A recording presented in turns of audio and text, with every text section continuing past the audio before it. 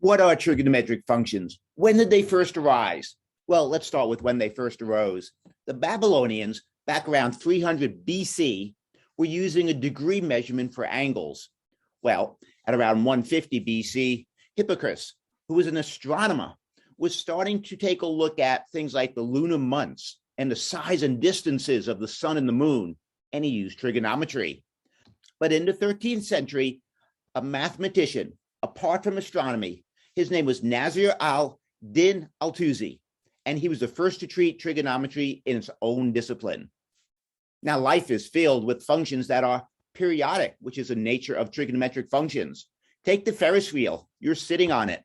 This Ferris wheel is the largest Ferris wheel in the world, 541 feet above the ground. And if you measure your height above the ground, what you find is it occurs at regular intervals as you move around the Ferris wheel over and over again. This is the nature of a periodic function.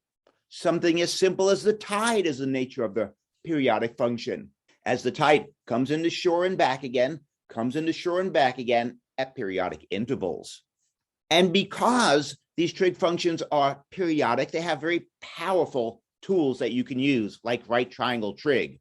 This is General Sherman, the world's largest tree, 275 feet tall. How do they know that? They use trigonometric functions. They walk a distance from the base of the tree and measure something called the angle of elevation up to the top of the tree. That way they could determine the height, and they found that's a whole lot easier than dropping this really long tape measure from the top. Welcome to the world of trigonometric functions.